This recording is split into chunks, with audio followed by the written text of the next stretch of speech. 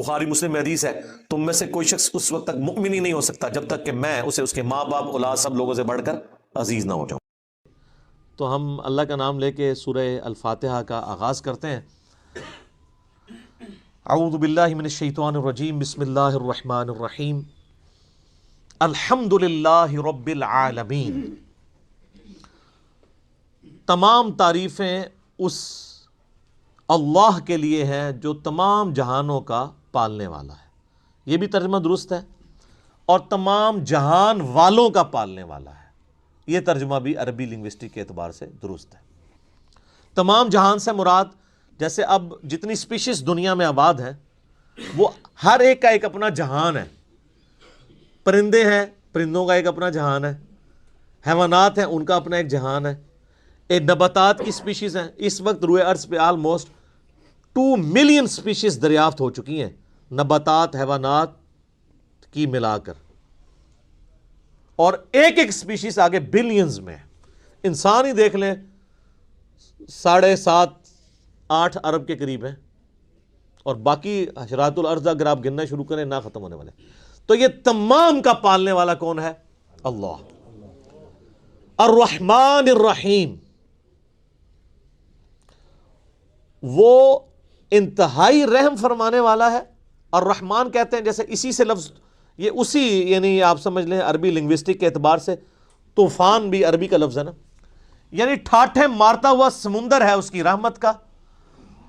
اور سمندر تو کبھی کبھی جوش میں آتا ہے نا، اللہ کی رحمت وہ ہے کہ الرحیم مستقل رہتی ہی ٹھاٹھے مارتے ہوئے سمندر کی طرح ہے، الرحمن الرحیم۔ حتیٰ کہ بخاری و مسلم میں حدیث ہے، نبی علیہ السلام نے فرمایا اللہ تعالیٰ نے مخلوقات کی پیدائش سے پہلے اپنے پاس اپنے عرش پہ یہ عبارت لکھ لی تھی کہ میری رحمت میرے غضب پہ بھاری رہے گی۔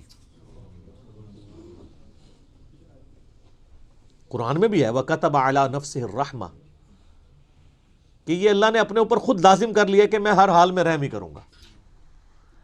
رحم والا جو اللہ تعالیٰ کا پہلو ہے یہ ڈومیننٹ ہے۔ سورہ فاتحہ جو ہے وہ ذہن میں رکھیے گا، قرآن کی ماں ہے، ام الکتاب ہے، فاتحہ ہے، قرآن کھولنے والی چیز ہے۔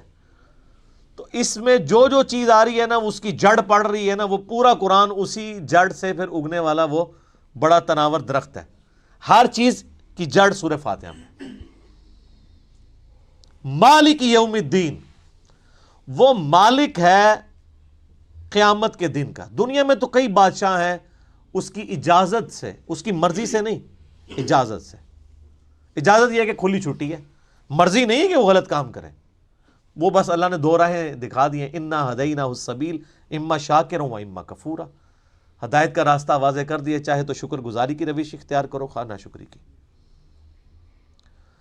لیکن قیامت کے دن صرف اللہ ہی کا حکم چلے گا۔ دنیا والے جتنے احکامات ہیں یہ سب کی سب پاورز لوگوں کی طرف سے جو اللہ تعالیٰ نے دی ہیں وہ سلب کر لی جائیں گی۔ لمن الملک اليوم للہ الواحد القہار، آج کس کی بادشاہت ہے؟ اس قہار کی جو سب پہ چھایا ہوا ہے۔ قہار کہتے ہیں سب پہ چھانے والا۔ تو قیامت کے دن کا مالک ہے۔ یہ ایک ایک آیت کے اوپر ایک ایک گھنٹہ بولا جا سکتا ہے، لیکن چونکہ ہم نے پورا قرآن کور کرنا ہے تو اس میں 7 آیات آئیں گی کراس ریفرنس کے طور پر۔ ایاک نعبد و ایاک نستعین، تعریف کرنے کے بعد اے اللہ ان ساری چیزوں کے ہوتے ہوئے حق تو یہ ہے کہ عبادت بھی تیری ہوگی، دعا بھی تجھی سے کی جائے گی۔ اے اللہ ہم صرف تیری ہی عبادت کرتے ہیں اور کرتے رہیں گے، تجھی سے مدد مانگتے ہیں اور تجھی سے مانگتے رہیں گے، کیونکہ یہ مضارع کا صیغہ ہے جو کنٹینیوشن ہے۔ پریزنٹ ٹینس اور فیوچر ٹینس عربی میں ایک ہی ہوتا ہے، ہمارے تو 3 ہوتے ہیں نا اردو میں اور انگلش میں، پاسٹ، پریزنٹ اور فیوچر۔ عربی میں فیوچر اور پریزنٹ کے لیے ایک ہی صیغہ استعمال ہوتا ہے، وہ یہاں پہ استعمال ہوا ہے، ایاک نعبد و ایاک نستعین۔ اور اگر اس کو دعائیہ بنائیں گے جس طرح کہ اعلیٰ حضرت نے ترجمہ کیا ہے، احمد بریلوی صاحب نے، انہوں نے بہت زبردست ترجمہ کیا۔ انہوں نے کہا اے اللہ ہم صرف تیری ہی عبادت کریں اور صرف تجھی سے مدد چاہیں۔ یہ علیحدہ بات ہے کہ وہ خود اور ان کے ماننے والے غیر اللہ سے بھی مانگتے رہے ہیں، ترجمہ ٹھیک کیا ہے۔ اسی لیے میں کہتا ہوں قرآن میں کوئی چیز نہیں داخل ہو سکتی، قرآن کا ترجمہ فٹ ہے۔ آپ کسی کا اٹھا کے دیکھ لیں، ترجمہ سب نے ٹھیک کیا ہوا ہے۔ اچھا، عبادت میں تو دعا بھی شامل ہے۔ جامعہ ترمذی میں حدیث ہے، سنن نسائی میں حدیث ہے، ابن ماجہ میں، الدعاء هو العبادہ، دعا عبادت ہے۔ تو جب دعا عبادت ہے تو ایاک نعبد میں دعا شامل تھی، یہ پھر ایاک نستعین کیوں آیا؟ اس لیے کہ سب سے سینسٹیو ایشو ہی دعا کا ہے، غیر اللہ کو مدد کے لیے پکارنے کا۔ تو اللہ تعالیٰ نے اس کو اسپیسیفکلی بیان کیا، اس کے باوجود امت کی اکثریت غیر اللہ سے مدد مانگ رہی ہے۔ ایک تو ہے ظاہری اسباب، وہ تو آپ مانگیں، تو قرآن میں حکم ہے وَتَعَاوَنُوا عَلَى الْبِرِّ وَالتَّقْوَى وَلَا تَعَاوَنُوا عَلَى الْإِثْمِ وَالْعُدْوَانِ، یہ تو بالکل ٹھیک ہے۔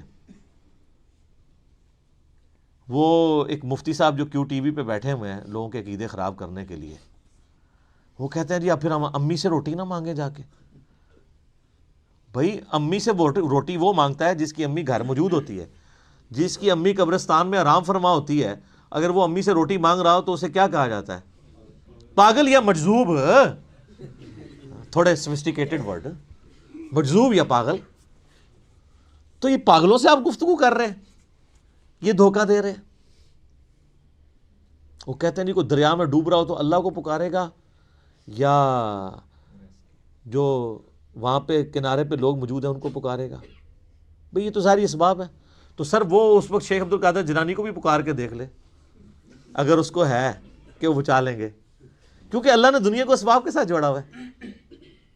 ان کو اگر اپنے بزرگوں پہ اتنا مان ہے تو یہ پھر دریا میں چھلانگ مارے نا اور پکارے بزرگوں کو۔ ظاہری اسباب میں آپ نے اڈاپٹ کرنے کا حکم ہے۔ ہاں، جو دعا مانگی جائے گی بغیر اسباب کے، آپ جو غائب میں مدد کے لیے پکار رہے ہوتے ہیں، مثلا یہاں بیٹھے میں ان کو کہتا ہوں مجھے پانی پلا دیں، بالکل ٹھیک ہے، لیکن یہ بغداد میں قبر کے اندر ہے، میں کہتا ہوں مجھے پانی پلا دیں، وہی جملہ شرک میں لے جائے گا۔ یہ ہے اصل مسئلہ۔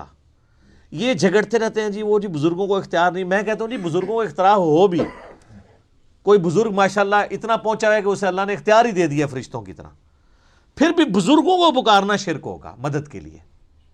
ویسے آپ نے محبت میں پکارنا ہے، آپ ضرور پکاریں، مدد کے لیے نہیں، ویسے اپنی محبت کا اظہار کریں، لبیک یا رسول اللہ کہیں، لبیک یا حسین کہیں، بالکل ٹھیک ہے، آپ محبت کا اظہار کریں، المدد نہیں۔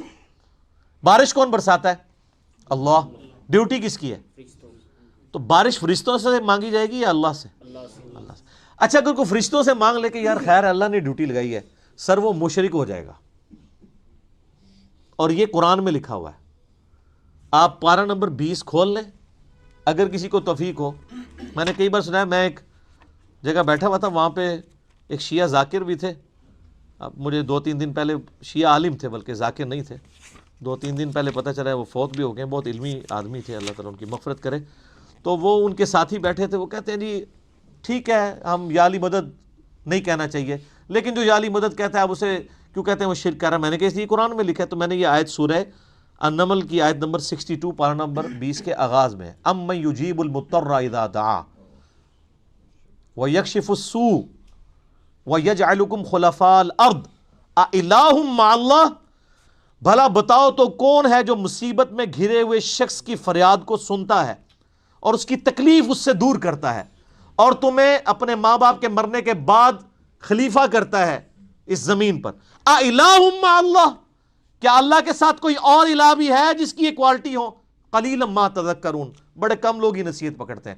تو میں نے کہا اللہ تعالیٰ کہہ رہا ہے کہ جس کے بارے میں تمہارا یہ عقیدہ ہے نا کہ وہ مصیبت اور پریشانی میں تمہارا مشکل کشا ہے، تو گویا الہ ہے وہ۔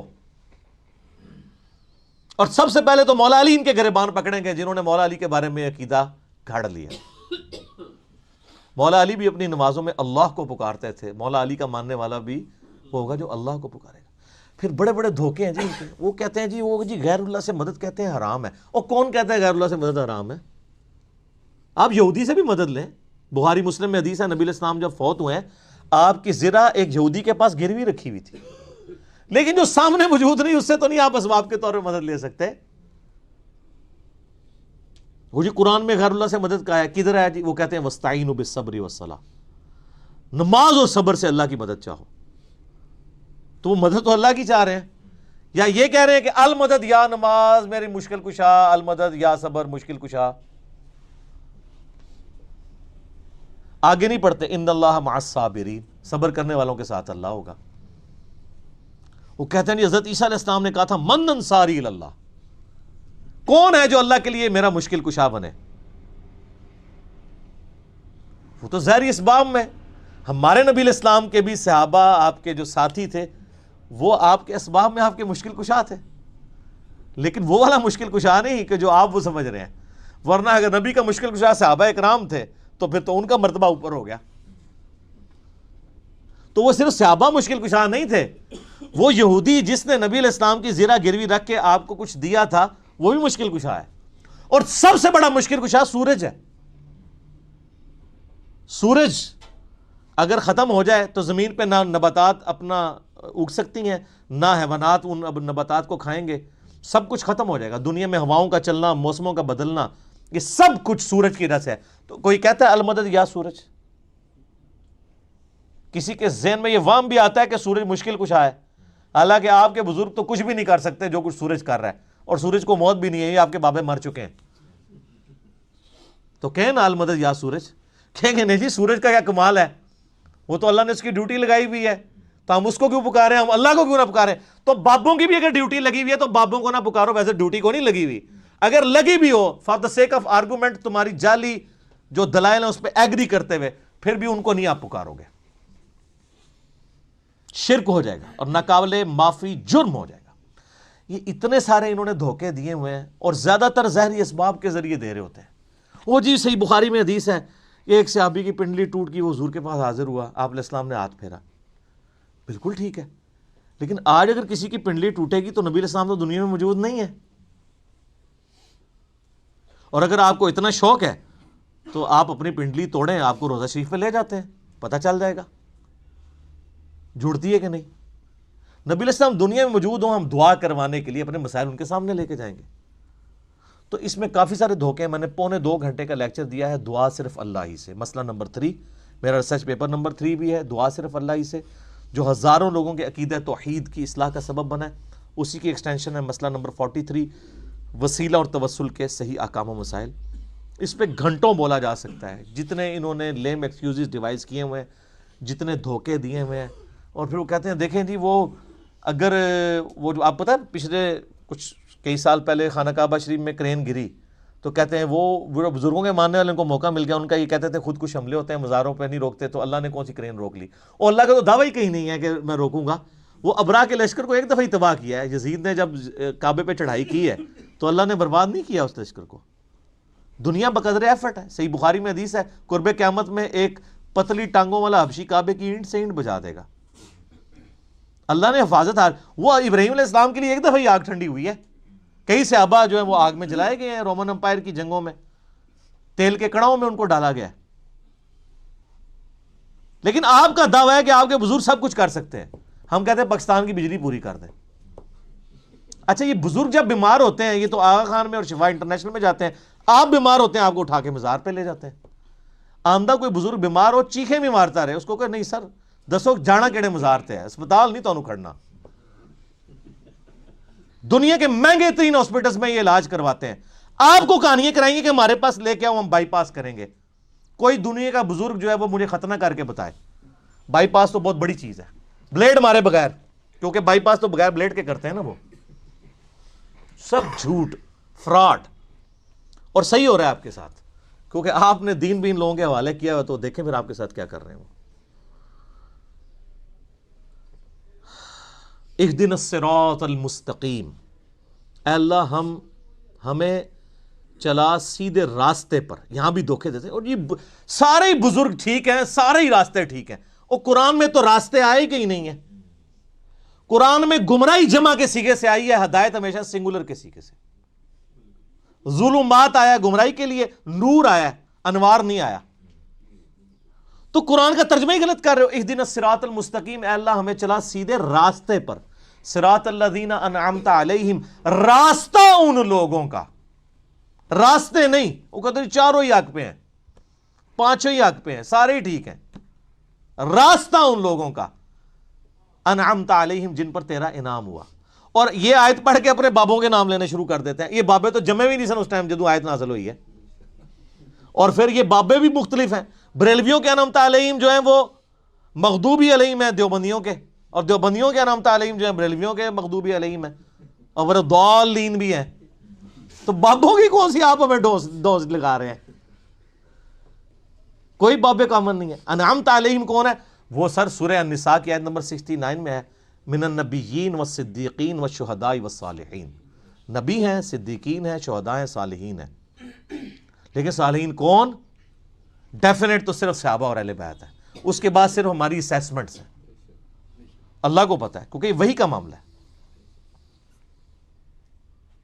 تو راستہ، اور وہ راستہ کس کا ہے؟ اچھا، راستہ اللہ کی طرف سے کسے عطا ہوتا ہے؟ بابے کو یا پیغمبر کو؟ اللہ کے کھاتے میں تو بابا کوئی ہوتا ہی نہیں ہے، پیغمبر ہی ہوتے ہیں، باقی سب فالوور ہوتے ہیں۔ لیڈر ایک، یہاں تو ان کو انہوں نے لیڈر بنا دیا ہوا نا، یہ فالوور تھے۔ اور وہ سر مسند احمد میں صحیح سند سے حدیث ہے، مشکات کی آپ کو پہلی جلد میں ملے گی، نبی علیہ السلام نے زمین پہ ایک لکیر کھینچی، ارد گرد ٹیڑھی لکیریں کھینچی، اور آپ نے وہ سیدھی لکیر پر انگلی رکھ کے سورہ الانعام کی آیت پڑھی، وَأَنَّ هَذَا صِرَاطِي مُسْتَقِيمًا، اور یہ کہ یہ ہے سیدھا راستہ جو میرا ہے، جو بالکل سیدھا ہے، مستقیم ہے، اسی کی پیروی کرو، ادھر ادھر کے راستوں کی پیروی مت کرنا، وہ تمہیں بہکا دیں گے۔ یہ ہے وہ چیز جس کی اللہ تمہیں وصیت کرتا ہے۔ یہ آیت آپ علیہ السلام نے پڑھی اور اپنے راستے کو کہا یہ سیدھا راستہ ہے۔ تو سیدھا راستہ نبی علیہ السلام کا ہے، ان نام یافتہ لوگوں کا راستہ نہیں ہے سیدھا، وہ تو بیچارے خود راستے پہ چل رہے ہیں، یہ کہتے ہیں ان کے پیچھے چلے، نہیں نہیں نہیں نہیں، ان کے پیچھے نہیں، اس راستے پہ چلنا ہے جس راستے پہ وہ چل رہے ہیں، ان کے پیچھے نہیں چلنا، نبی علیہ السلام کے پیچھے چلنا ہے۔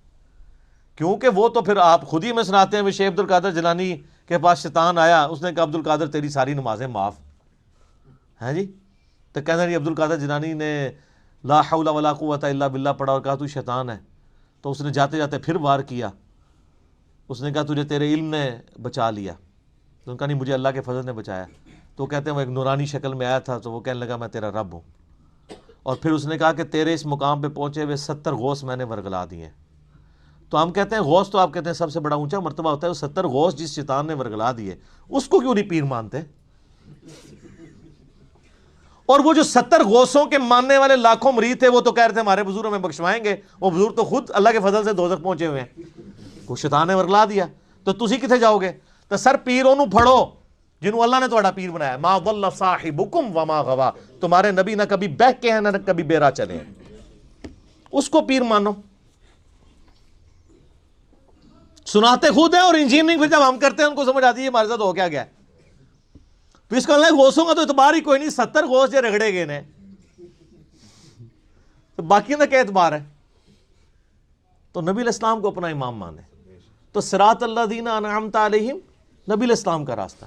اچھا، بخاری مسلم میں ایک حدیث ہے، ایک صحابی حاضر خدمت میں، یا رسول اللہ قیامت کب آئے گی؟ فرمایا کو تیاری کی ہے؟ کہ یا رسول اللہ بس موٹے موٹے فرض ہی پورے کرتا ہوں، زیادہ کوئی باتیں نہیں میرے پاس۔ یعنی باتوں سے مراد یہ نہیں ہے کہ نماز ہی نہیں پڑھتا ہوں، یعنی نفلی باتیں نہیں ہیں، کوئی نفلی روزے نہیں رکھتا، بہت تہجدیں اشراقیں نہیں پڑھتا، موٹا موٹا جو فرض دین ہے اس پہ چلتا ہوں، البتہ میں اللہ اور اس کے رسول سے محبت کرتا ہوں۔ تو نبی علیہ السلام نے فرمایا پھر اللہ اور اس کے رسول تیرے ساتھ ہوں گے۔ انس ابن مالک کے بخاری مسلم میں الفاظ ہیں کہ ہمیں اسلام لانے کے بعد پوری زندگی حضور کے کسی فرمان سے اتنی خوشی نہیں ہوئی جتنے اس فرمان سے ہوئی کہ جو اللہ اور اس کے محبوب سے محبت کرتا ہے، اللہ اس کا محبوب اس کے ساتھ ہوں گے۔ اور پھر انس ابن مالک کے الفاظ ہیں بخاری کے اندر، اے اللہ میں رسول اللہ سے، ابو بکر سے، عمر سے محبت کرتا ہوں، گو میرے اعمال ان کے والے نہیں ہیں، لیکن پھر بھی تو قیامت والے دن مجھے ان کا ساتھ نصیب فرمانا۔ ہم بھی اللہ سے دعا کرتے ہیں کہ اللہ تعالیٰ قیامت الدن ہمیں نبی علیہ السلام، صحابہ کرام اور اہل بیت کا ساتھ نصیب فرمائے، آمین۔ تو یہ وہ لوگ ہیں انعمت علیہم، یہ انعمت علیہم پڑھ کے بابوں کے نام لینے شروع کر دیتے ہیں، فلانے علی سرکار، کاں علی سرکار، کتے علی سرکار، کوڑے علی سرکار، پتہ نہیں کیا کیا یار۔ میں کہتا ہوں جن کو بزرگ کلیم کر رہے ہیں ان سے نماز سنیں نا، یہ تجوید کے ساتھ نماز، ترجمہ تو آتا ہی نہیں ہے، تجوید کے ساتھ نماز بھی نہیں آپ کو سنا سکتے، جس میں عین، حا، غین، قوف، ثا، سین، صاد، ذال اس کا فرق کر سکے۔ یہ آپ شروع ہی کریں گے کہ نہیں یہ تو انہوں نہیں آتا ہوئے گا، اور پھر کلیم کر رہے ہیں کہ آپ کو رسول اللہ تک پہنچائیں گے، جو خود نبی علیہ السلام سے کوسوں دور ہیں۔ انعمت علیہم پھر کون ہوئے؟ ڈیفینیٹلی انبیاء کرام، صحابہ کرام اور اہل بیت، بس بعد میں آپ کی اور میری منہ شگافیاں ہیں، آپ کسی کو رحمت اللہ علیہ کہہ دیں، دوسرے لعنت اللہ علیہ کہہ دیں گے، وہ اپنی اپنی مرضی ہے، اس کی کوئی گارنٹی نہیں ہے۔ صراط الذین انعمت علیہم غیر المغضوب علیہم ولا الضالین، آمین۔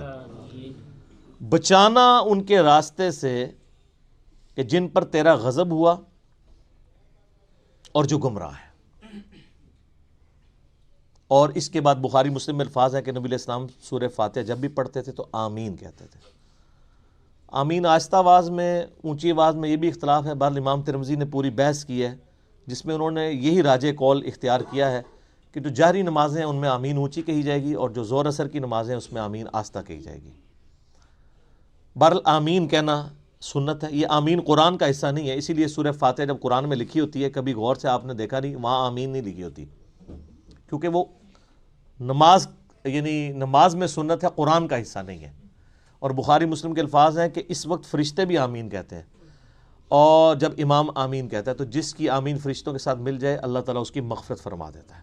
اسی لیے اس چیز کا اہتمام کیا جاتا ہے کہ آپ ولضالین سے پہلے پہلے شامل ہو جائیں۔ تو یہ غیر المغضوب علیہم ولضالین، اس میں طویل خاص کے اعتبار سے تو ظاہر ہے کہ جو نبی علیہ السلام کی امت سے پہلی امتیں جو گمراہ ہوئی ہیں، جن پر اللہ کا غضب ہوا، وہ تو قرآن پھر ہمیں بتاتا ہے۔ ضربت علیہم الذلہ والمسکنہ یہودیوں کے بارے میں کہ اللہ تعالیٰ نے ان کو بندر اور خنزیر بنا دیا، کونوا قردۃ خاسئین، ان پر ذلت اور رسوائی اور غریب الوطنی مسلط کر دی، وہ آج تک مسلط ہے۔ اور ضالین، گمراہ ہوئے لوگ، وہ نصارہ ہیں کہ جن کے پاس سب کچھ شغف تھا معاملات میں، لیکن غلو کیا دین کے معاملے میں، گمراہی کا راستہ اختیار کیا، باتیں بہت کی، حضرت عیسیٰ کو مانا لیکن ان کو ڈیوینٹی میں کلیم کر دیا۔ یہودیوں کا مسئلہ تھا، یہ اہل علم تھے، اس کے باوجود جان بوجھ کر انہوں نے گمراہی کا راستہ اختیار کیا۔ آپ کو پتہ کتنے ہیلے بہانے یہ کرتے تھے، اس لیے اللہ نے کہا یہ مغضوب علیہم ہے، ان پہ اللہ کا غضب ہوا ہے، لعنت ہوئی بھی ہے۔ سورہ نساء میں آتا ہے نا کہ لعنتی ہیں یہ۔ عیسائیوں کو اللہ نے لعنتی نہیں کہا اس سختی کے ساتھ، کیونکہ ان میں اکثر لوگ سیدھے سادے تھے، گمراہ ہو گئے، لیکن ہے گمراہ ہے، یہ نہیں کہ ان کا سیدھا پن ان کو بچا لے گا، ایسا نہیں ہے۔ لیکن بڑا جرم ہے کہ جان بوجھ کے ایسا کرنا۔ تو غیر المغضوب علیہم، جن پر اللہ کا غضب ہوا، ولضالین، اور جو گمراہ ہوئے۔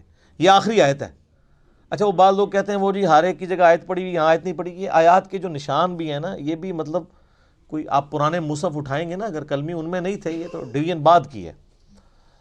اندازے تو موجود تھے، جو آگے ہم گول وہ استعمال کرتے ہیں، تو عموماً جو قرآن چھپتے ہیں نا ان میں وہ والی غیر المغضوب علیہم ولضالین سے پہلے جو ہم پڑھتے ہیں نا صراط الذین انعمت علیہم، اس کے اوپر نہیں ہوا ہوتا، وہ گول نشان نہیں ہوتا، تو اس سے لوگ سمجھتے ہیں کہ شاید یہ پوری ایک آیت ہے تو پھر بسم اللہ کو شامل کریں گے تو 7 آیتیں پوری ہوں گی۔ نہیں، یہ 2 آیات ہیں، اور میں نے ٹیکنیکلی جو دلائل رکھے ہیں اس سے یہ چیز ثابت ہوتی ہے کہ سورہ فاتحہ کا حصہ بسم اللہ شریف نہیں ہے۔ اب یہ سورہ فاتحہ جو ہے، اگر آپ اس کو اوور ویو کریں نا، تو قرآن پاک میں جتنی بھی چیزیں بیان ہونی ہیں آئندہ آنے والے قرآن میں، سب کی جڑ اس کے اندر موجود ہے۔ اسلام کے بنیادی 3 عقائد کون سے ہیں؟ عقیدہ توحید، عقیدہ رسالت اور عقیدہ آخرت، یہی ہے نا؟ یہ تینوں عقیدے سورہ فاتحہ میں موجود ہیں۔ عقیدہ توحید، الحمدللہ رب العالمین الرحمن الرحیم مالک یوم الدین ایاک نعبد و ایاک نستعین۔ عقیدہ آخرت، مالک یوم الدین، بدلے کے دن کا مالک۔ اور اہدنا الصراط المستقیم صراط الذین انعمت علیہم، عقیدہ رسالت، کیونکہ رسولوں کو اللہ تعالیٰ راستہ اختیار کرتا ہے نا، وہی دیتا ہے نا آگے، امتوں کو رسولوں کے ذریعے دیا جاتا ہے۔ تو پورے قرآن کا جو آپ سمجھیں عقائد کی بنیاد اس صورت میں ہے کہ تمہیں مرنے کے بعد اپنے رب کے حضور پیش ہونا ہے، وہ قیامت کے دن کا مالک ہے۔ قیامت میں اللہ کے پاس پہنچنے سے پہلے پہلے رسولوں کا راستہ اختیار کر لو، توحید کا راستہ اختیار کر لو، اور اللہ سے یہ بھی دعا بھی مانگتے رہو کہ اللہ تعالیٰ گمراہی کے راستے سے اور جو لوگ جن پہ اللہ کا غضب ہوا ان لوگوں کے راستے سے بچاتا رہے. یہ سارا کچھ اگر آپ جمع کریں تو قرآن پاک میں کوئی ایک ٹاپک بھی ایسا نہیں ہوگا. جب رسولوں کا راستہ آ گیا تو رسولوں کی ساری شریعت سمجھ لیں اس کی جڑ اس میں پڑ گئی. نکاح طلاق کے مسائل بھی اس میں کور, حج کا طریقہ بھی کور, کیونکہ صراط الذین انعمت علیہم ہے اور اہدنا الصراط المستقیم ہے. تو اس لیے اسے ام الکتاب, الفاتحہ, قرآن کھولنے والی.